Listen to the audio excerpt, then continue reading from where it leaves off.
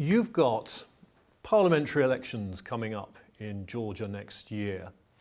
I'd like to begin by asking you whether you would consider or have considered running, forming a party, taking part in parliamentary elections. I'm the president right now, and I have a mandate that runs until after the parliamentary elections, which are supposed to designate the new parliament that will designate the new president, since in our constitution it's the last time that the president is elected by the people. So my plans, if one calls that plans for the time being, is to go to the end of the mandate and to play the role that should be that of a president, to try to bring more consensus in a country that is deeply polarized. That of course will not be easy during election years. It's most probably on the country would accentuate this situation. And more important even is to try to support all the political forces that will aim at fulfilling the 9 recommendations that we have to fulfill after the receiving, hopefully, in a few days' time, candidate status. Then we have that year afterwards until the elections, including the elections, to show that we are delivering on this advance that is made for Georgia. So these are my plans. If I see that I'm needed in a different format for fulfilling these objectives, then I will see. So if Georgia's EU future is on the line, you would consider perhaps forming a party or entering the parliamentary race in some way? No, I would say it differently. If Georgia's European future is on the line, I would consider anything. Okay, so you're not ruling out taking part in the parliament? I'm never ruling out anything. If I'd ruled out anything in my life, I would probably be still a French diplomat. Okay. Well, you mentioned the EU summit, and that's right now on the agenda, Thursday and Friday this week. It's crunch time. This is where a decision is going to be taken about whether Georgia becomes a candidate state for EU membership. How bad would it be for Georgia if the answer is no? Very bad, without any question mark following because it would mean very deep frustration in the public opinion, even deeper after the recommendations made by the Commission. Now, I think everybody is convinced that the answer is going to be yes. This is supported, by the way, by many statements that I've seen even in the very recent days of different countries saying that they fully support Georgia's receiving the status of candidate. And the recommendations were so clear and definite of the Commission that people are convinced. My view is still that we owe to the 27 member states to not consider anything as done before it's done, because anything can always happen. But clearly the frustration would be enormous, and that would give in hand to Russia a huge satisfaction. Because of course, and we all know that frustration is what can be best exploited by people that manipulate propaganda, fake news and all of that, and they will start blaming the European Union for once again forgetting Georgia, letting Georgia down, and all these themes will of course come from and play for Russia. So a no to Georgia this week would be very dangerous? Would be a yes to Russia. Would be a yes to Russia? Yes. How certain? And geopolitically it's the same thing. Russia will consider that Georgia remains in a grey zone, and we all know again that for Russia to consider any country as being completely in a grey zone means that they consider that it's theirs to play with. How certain or how confident are you, though, that it will be a yes? Well, I'm like the Georgian population. I'm confident because I frankly did not completely see or expect the recommendations of the Commission to be so neat and so clear. I was thinking more that they would relate to the European Council to make really the formal decision without prejudging the decision. In fact, this prejudgment by the Commission is reinforcing the confidence and also my belief that the Member States have finally recognized that beyond the fulfillment or not fulfillment of all the criteria, which is very important, and I understand that for European Union and for us, and maybe first for us, this is very important, but they've also recognized that there is a strategic dimension in all of that, and that at this point in time, when we see all these geopolitical forces activated and many threats that are re-emerging, that it would be very dangerous to not cement this solidarity with Georgia. We are not yet at the end of our path towards the European Union, everybody understands that, but the perspective that was given to us last year, that maybe was not measured enough because it was on the background of frustration of not having received the status, the perspective itself would be kind of cancelled if we would not get the status now, because then everybody would think that, well, it means that it's a no to Georgia. Realistically, the question yes or no to Georgia this week is intimately connected with the question of whether the European Union will begin membership talks with Ukraine. Yes. And you know, green light for Ukraine is green light for Georgia.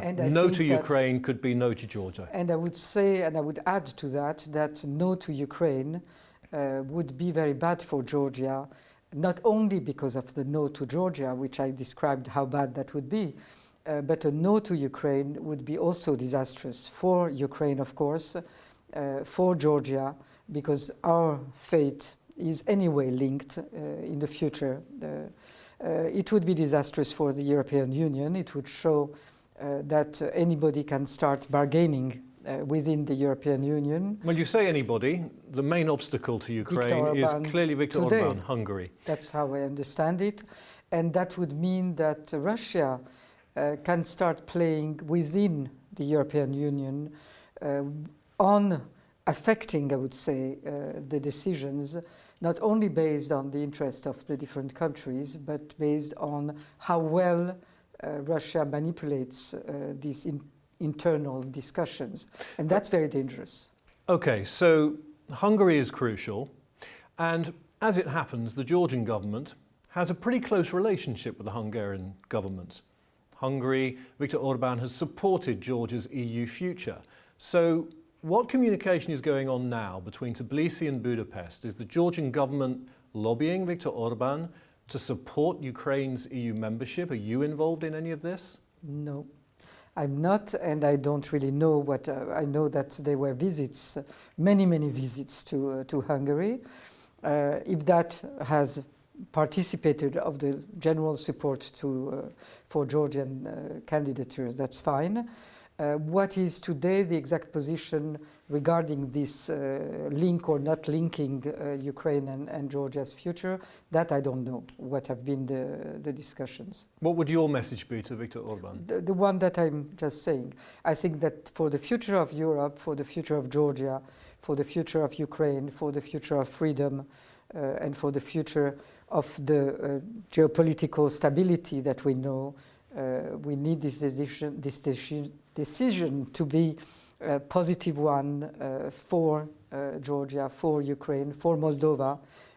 We shouldn't forget Moldova because I'm a big supporter of Maia Sandu. That has been very brave.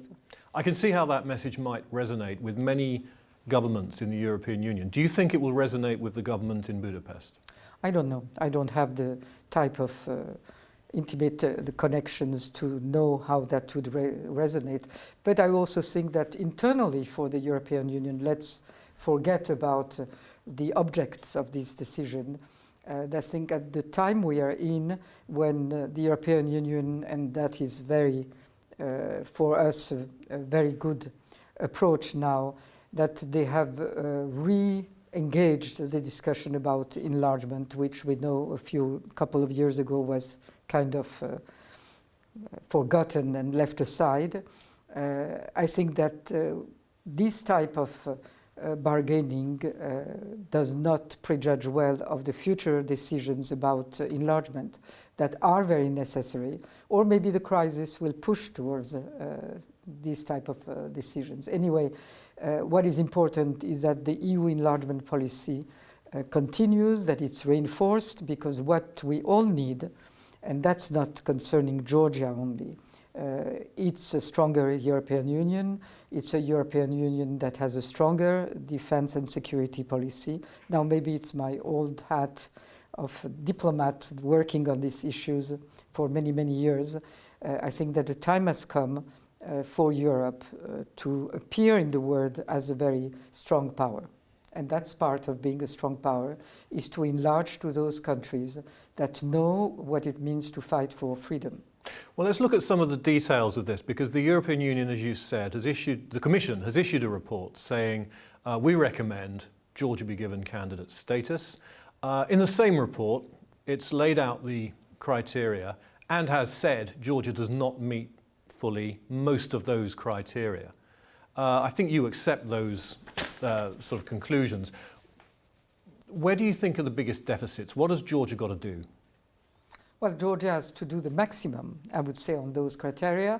I think that maybe sometimes, and I've said that to our European partners, so it's nothing very new, I think that sometimes those criteria are not very clear.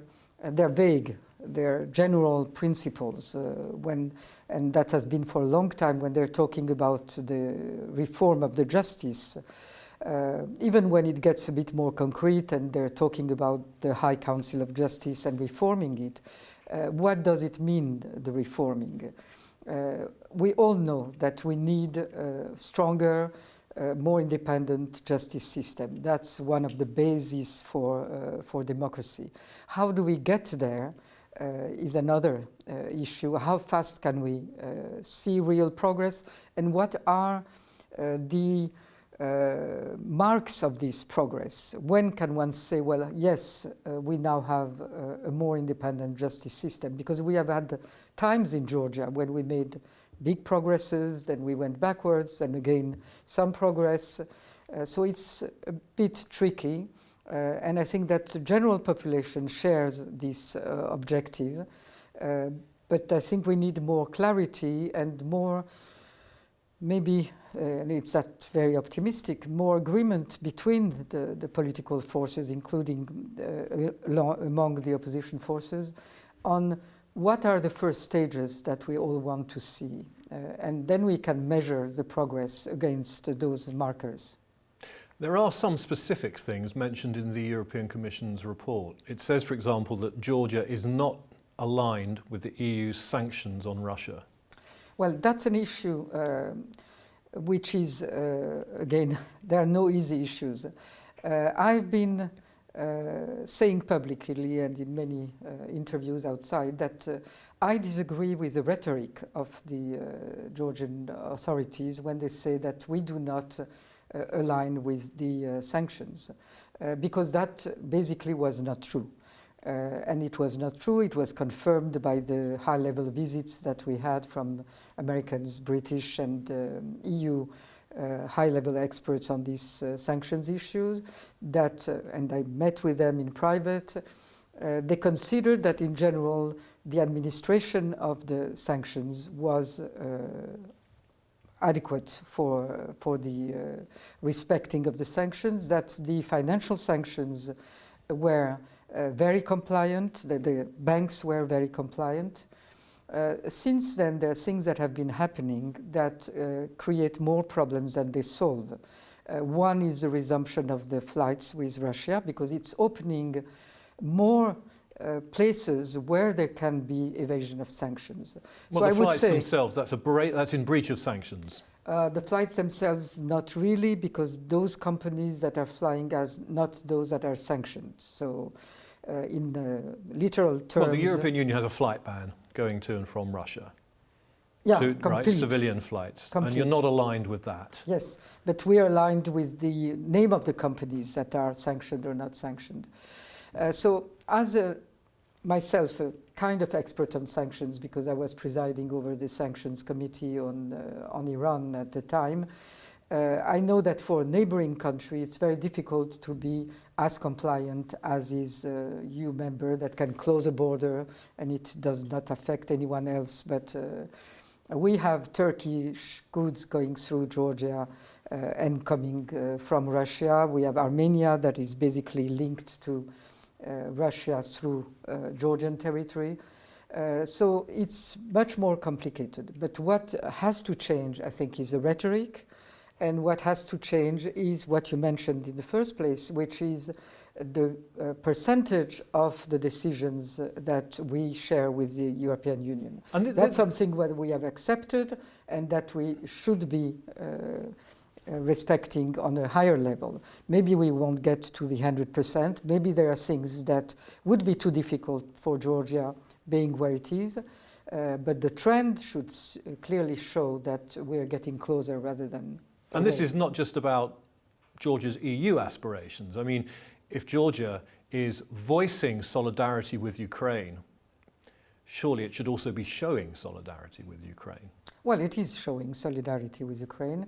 I think that Georgian population has given many signs of how strong is the solidarity, whether it's refugees, whether it's support by the community when that was a time. And if we look at the number of Georgians that are on their own individually, because it's not a state decision clearly, but individually fighting and dying for Ukraine. And that is the long trend of the closeness of our two nations that I'm sure exists today, will exist tomorrow, and it's but which the government is not fully reflecting. Well, the government cannot. There are things that it could do better, and I think that a number of policies of the EU and that we should apply and align with is something. In the expression, again, in the rhetoric, we should be showing more solidarity. I don't think that there are things that we could do, like sending arms is something that is beyond what the Georgian state, being with its occupied territories, can do. We are seeing very clearly that the pressure on those occupied territories is accentuating itself. Well, one could have said that or thought that while Russia would be fighting on the Ukrainian front, it would not have time to devote or resources to devote to the two occupied territories. We're seeing the country at a very short time. There was some movements of equipment from the two occupied territories to the front. But now what we are seeing is an increased political pressure of the Russians on the occupied territories de facto leadership to allow them to take over the airport, to allow them to take a naval sea base that still need reconstruction. So it's not tomorrow morning, but the intent is to show that they are there, that they are consolidating their positions. A Georgian citizen was killed yesterday in Gali for no reason by the militia.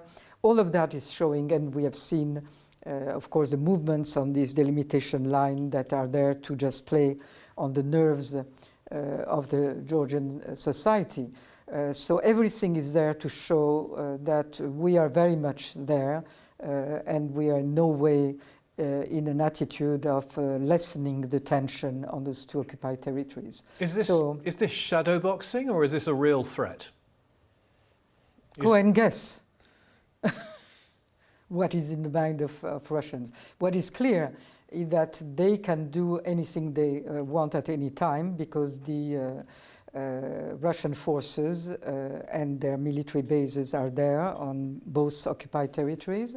And the one Trin Valley region forces are 30-40 kilometers from Tbilisi. So it's very difficult to say, well, nothing will happen. Nobody can, I think, take this with assurance and say nothing will happen. But that should not, this question should not determine completely our policy. And that's what has dominated the Georgian politics all over these last 30 years is that whatever happens, we do not change our path towards European Union and NATO integration. And that is what the Georgian population is saying very clearly. That is today what everybody is saying, and I'm very glad to see that since the 8th of November decision by the recommendation by the Commission, the whole Georgian political spectrum is talking pro-European. And if that's the first result of this first stage, that's an excellent result. At least we have consensus, verbal consensus on that. And I hope that the decision of 15th of December, if that's confirmed, will even reinforce this unity, unanimity on this subject. It will be difficult to have that on all the political issues that we have, but at least on the European path, I think that it's very important. Well, it's, again, the polarisation in Georgian politics is another issue that the European Commission has underlined must be reduced and that there must be greater unity. I know, how are your relations with the government now? Low mode, I would say. After the attempt to impeachment, and think there is an attitude which is there is no longer a president that we recognize. So that makes it quite difficult to have the relations that are needed. And I think I was yesterday having a meeting with the president here and the parliament. And I think that the models that exist here, that exist in the Baltic states, these are European models when there is coordination between all the institutions, and it's the institutions that matter and not the person that is at the head of the one or other institution. And it doesn't, or it should not matter whether you like that person, whether you agree with that person. The most important is whether we can at least exchange information. But I hope that, again, this decision expected from the European Council will push us in the right direction. For myself, I'm ready, because I think for the country and for the state, it's very important to re-establish normal functioning. Again, it doesn't mean that everybody has to love everybody. We are not in... Right, but you mentioned that they tried to impeach you. Of course, they failed. The impeachment was that you were making overseas trips without their approval. I believe that this trip to Prague right now is a trip that you contacted the government about and they did not give you approval for. Is that correct? That was a part of the list of the European capitals that had submitted for before the decisions of the 15th of December to gather and mobilize all the possible support. So all of them were rejected. Those that were not directly connected with this European objective, I myself restrained from going ahead, because I don't think that there is a need to amplify this type of... So just to be clear, you're here without permission, as it were? Yes, yes. I was here without permission because it was all denied at the same time. And I said and I maintained that all the capitals that were to be visited before this decision of December, I would visit. And especially here, since this is the first official visit of a Georgian president in the Czech Republic after 30 years of diplomatic relations, I thought that despite the fact that I don't think that at this point in time there was a need for mobilizing the support which is there, but I think it would have been disrespectful of a partner of the European Union to reject a visit, which is a first visit, and that was a visit that was confirmed, an invitation by the Czech authorities. So is that it now? Knowing that there was a refusal. Could they try and impeach you again? I mean, what do you think? No, I think that there is a double jeopardy that applies to those visits, and I don't think that politically, even for them, it makes sense.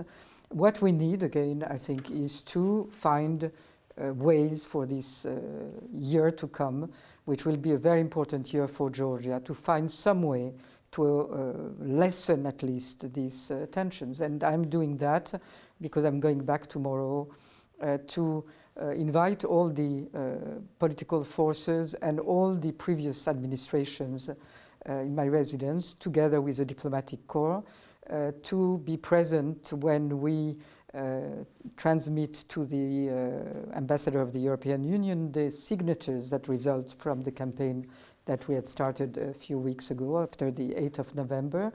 And as a sign, not that I'm taking something in my hand, as some would like to see, but as a signal and a symbol of the fact that everybody contributed to this result. All the previous administrations had their role, all the political forces had their role, of course the population, and of course the government. All the previous administrations, so Mikhail Saakashvili too? Yes, of course. You've declined to pardon him. I've not declined. I don't make comments on pardon unless I say that I pardon someone. And that is not related to the fact that he has a huge role in launching the Georgian path, not only himself, but Shevardnadze had a role. He was really the first one to open the gate. Zurajvania, who 60 years was celebrated a few days ago, had an immense role, and everybody remembers that he said, was the first one to say, I'm Georgian, therefore European. All of that, all of these persons, all of these governments and administration have had their role. Okay. Unfortunately, in Georgia, governments that start very well tend to turn a bit autocratic.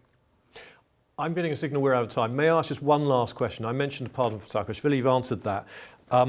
A pardon for Lazare Grigoriadis is also an issue. I mentioned that it's not correct for any president in any country to comment on pardons, because that's one of these discretionary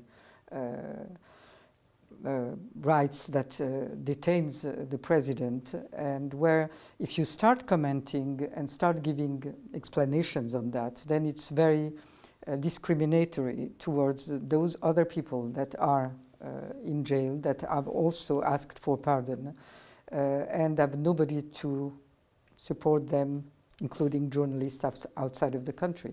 Okay, so you're not going to comment on that? I'm not commenting.